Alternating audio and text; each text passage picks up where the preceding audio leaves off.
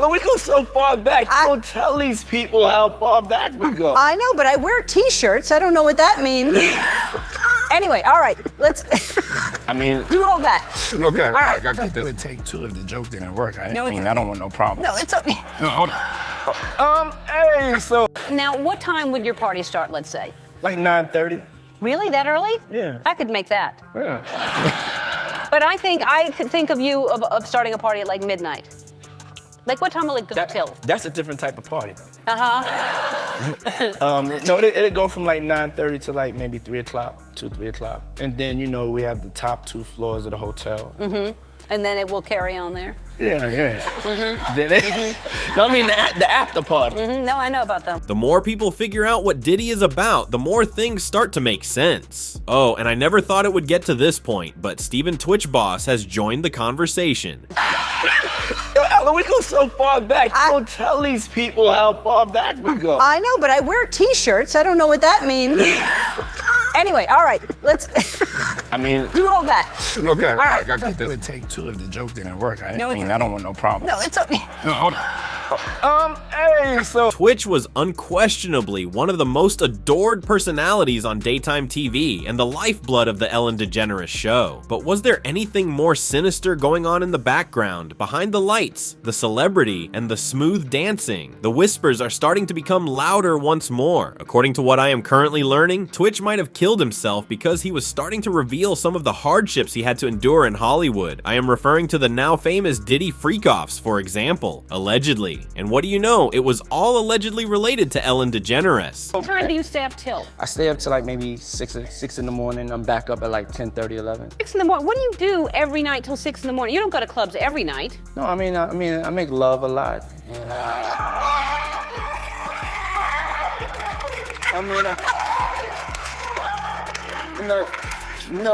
my favorite answer ever. Yeah.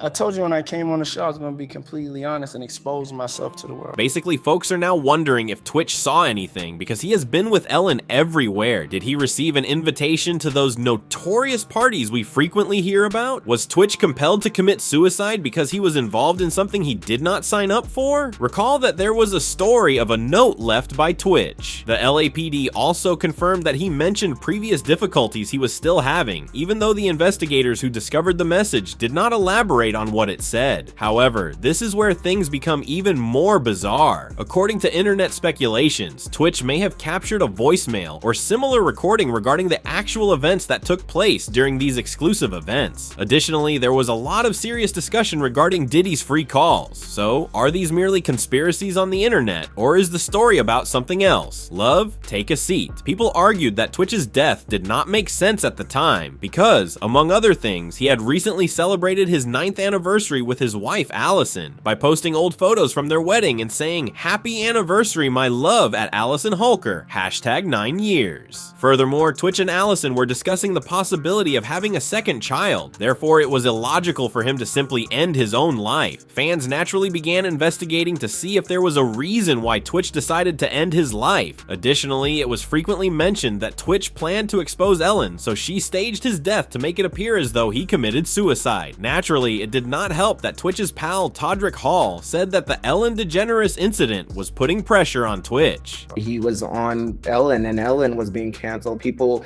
were looking at him saying, "Why are you supporting this woman?" And I think that is just a lot of pressure. Human beings are not designed to handle that much pressure. And when I was talking about my experience, his face was like, "I know." And he was just like, "It's a lot." As you may recall, in 2020, a number of former employees accused Ellen of permitting a culture of color-based discrimination, intimidation, and terror. She claimed she was unaware of the accusations, although vehemently disputing them.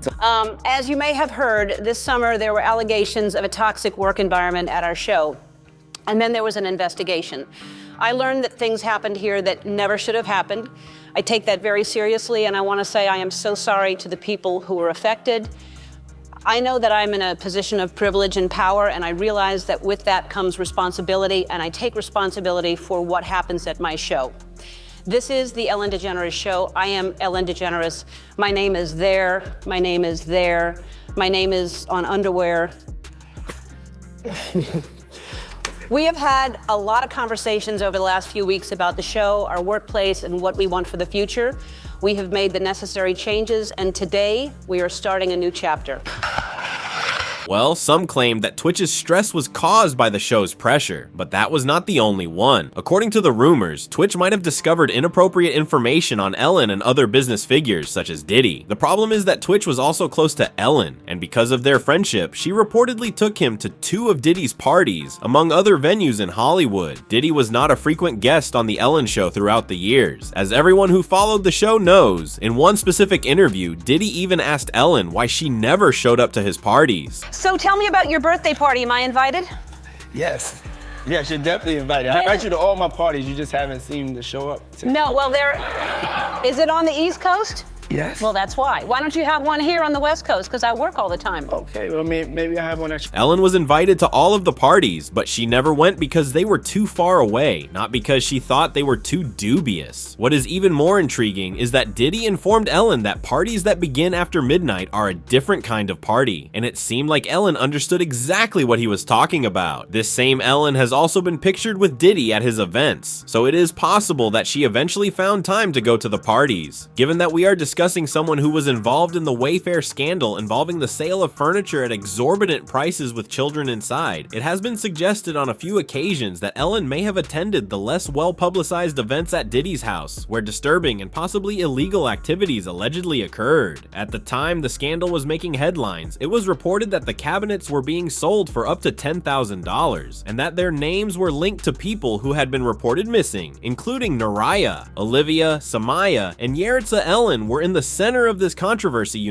Fans are starting to make connections as a result of Diddy's conviction, and they completely understand how Twitch might have discovered some extremely damning information, particularly in light of the claim that Diddy was exposed in a voicemail. Many thanks to all of you. It makes it more plausible that he had to end his life after discovering harmful information. But wait, guess who else might know even more about Twitch? Possibly recording a voicemail that revealed Diddy, Allison Holker, his former spouse. It was a really scary moment in my life to figure that out, but it also helped me process that he was going through so much and he was hiding so much, and there must have been a lot of shame in that, and he was wrestling with a lot inside himself, and he was trying to self-medicate and cope with all those feelings because he didn't want to put it on anyone. You see, Allison went to them rather than phoning the police when she realized that Twitch was not home. She was aware that something negative had occurred. She then did interviews months later, which many people felt were soulless and that she gave too much information. Actually, Allison stated in one of her recent interviews that she was with a very close friend when they were organizing their closet and choosing Twitch funeral attire, when she uncovered a cornucopia of substances, including mushrooms, pills, and other substances she had to look up on her phone, hidden inside Twitch shoeboxes. Based on what she said, she believes she and Twitch had very honest communication, including about his marijuana use. In fact, she said that at night after their kids went to bed, he would quietly slip into their guest house to smoke or drink. She said that was his alone time, and it was his time to recharge. And that was okay. The items she discovered in his shoeboxes, however, were unexpected. Additionally, she stated that in the days leading up to his death, Twitch was acting withdrawn, showering less frequently, and smoking morning and night, and told her that he was going through a low period, but he was very careful about his wording. In addition, Allison claimed that she read through his journals in an attempt to gain understanding and closure following his passing, and discovered that her husband had kept upsetting secrets from even his closest friends and family. According to her, he was wrestling with a lot inside himself, and he was trying to self-medicate and cope with all those feelings because he didn't want to put it on anyone because he loved everyone so much. He didn't want other people to take on his pain. She also claimed that in multiple journal entries, which made references to being assaulted as a child, which might have had an impact on him till the day of his death.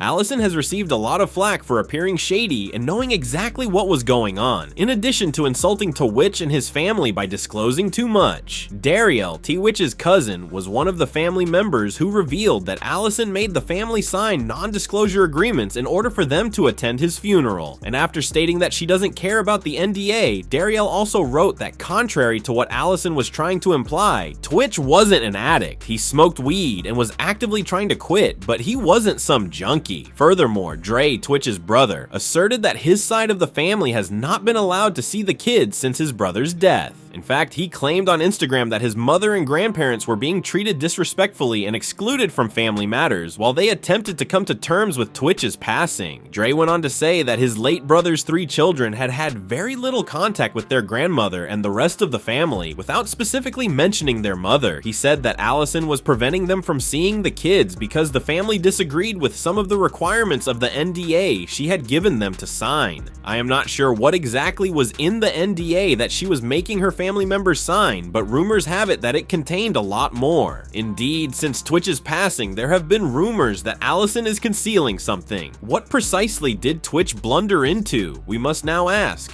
Were the demands of celebrity the only cause? Or something darker lurking beneath the surface of Hollywood? There are also the stories and whispers that never go away concerning Diddy's notorious freak-offs, which were exclusively attended by the privileged. I believe it was Diddy that came to that room and did the job himself.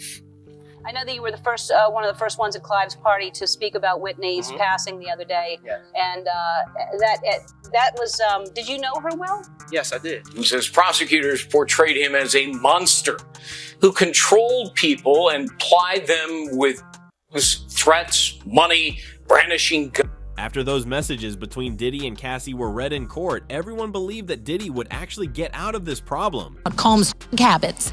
If he was a high-functioning addict, when asked what Combs was addicted to, Ventura's response was success. He appeared to have a chance. However, when Cassie's evidence thrust the Whitney Houston case back into the public eye, she completely changed the course of events. According to the coroner's report, and metabolites were also identified and were contributory to the death. That is true. Diddy then made a complete mess in court. What actually happened then? Cassie said what? What role does Whitney Houston play in this? Let us dissect it. Cassie has finished 2 days of emotionally charged evidence in court, describing the psychological and physical abuse she claims Diddy inflicted on her. When Diddy's attorney, Anna Estavo, attempted to change the subject during cross-examination, the situation became even more heated. Estavo cited a February 2012 incident in which he said Diddy took too many medications. Yeah, Cassie replied when she asked whether she remembered that. About Combs' habits. If he was a high-functioning addict, when asked what Combs was addicted to, Ventura's response was success. According to Cassie, they went to an S Club in San Bernardino and had one of those crazy freak-offs that evening. Cassie claimed she left the Playboy house after Diddy reportedly hosted a party there. She simply returned home. However, that is what attracted the attention of netizens J.A., who reportedly discovered a lead that led to connect dots, which came to the conclusion that Diddy and Clive Davis might have both planned Whitney's murder. There is no denying that Clive Davis is a true industry titan. He has, however, had his share of scandals and controversies. Much like the majority of powerful people in the industry, he has been the target of numerous accusations, inquiries into his private life, and rumors regarding the less spectacular aspects of the yearly parties he hosts. Let us not forget, if you see what I mean, the rumors that he allegedly made Diddy get down on his knees for financing Bad Boy albums. And Clive Davis, have they ever had anything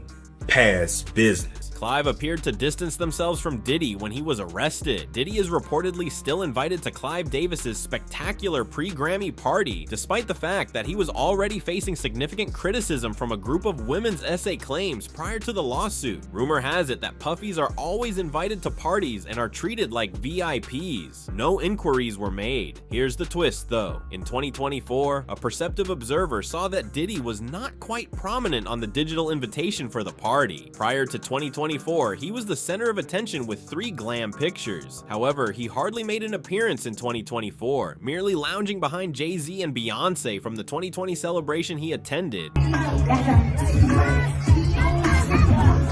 Recall that Chaka Khan provided insight into the Whitney Houston murder, which occurred in a hotel where Clive and Diddy were hosting a Grammy party. She chastised Clive Davis for throwing a party at the Beverly Hilton only a few hours after Whitney Houston's untimely death. Khan referred to Davis's choice as total craziness in an interview on CNN's Piers Morgan Tonight, expressing shock and displeasure. Kennedy. And knowing Whitney, I don't believe In her frank comments, Khan considered Whitney Houston's personality and implied that she would not have wanted the performance to continue in those conditions. Given the significant influence Davis had on Houston's life and career, Khan's criticism emphasized how insensitive it was to have the event in the same building where Houston had died. She was the kind of woman that was to stop everything. I'm not going to be. When the 10-time Grammy Award winner arrived in Los Angeles, she was devastated to hear of Whitney Houston's passing. Initially, she had planned to attend Clive Davis's annual celebration. Chaka Khan said the news had paralyzed him. Given Houston's history with addiction, she also questioned why she was in Los Angeles for a whole week before to her pre-Grammy performance. I couldn't put on makeup. I couldn't get dressed. I couldn't do anything. I was paralyzed. I couldn't do. There have been many cases in the entertainment sector where artists have fallen victim to DA while working hard at their jobs. Whitney Houston was no different. Her continuous struggle with smoking and DA, along with her declining health, clouded her entire career until it reached an irrevocable tipping point. It's my heart. It's what I want and what I don't want. Nobody makes me do anything I don't want to. Assert that Diddy may be responsible for Whitney's addiction, because this is the only response we have so far, considering the background of Cassie's testimony. Additionally, Whitney was discovered overdosing in the hotel room, according to the autopsy report, and Cassie's testimony implies that Diddy was also overdosing at the time. I said, she said. He took a very strong opioid that night. We didn't know what was happening, so took him to the hospital. In addition to Chaka, Jaguar Wright offered an explanation for Whitney's demise. She reveals what she thinks actually transpired the night Whitney passed away in a video that is making the rounds online, and it goes far beyond the official accounts. She clarified that Whitney had discovered a risky solution. Jaguar claims that just before she passed away, Whitney sent Brandy a note, something that did in fact happen in public on the red carpet.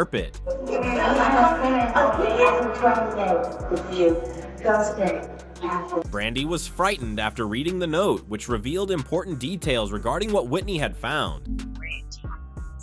Brandy read the note, got scared, and went back and told her brother Ray J.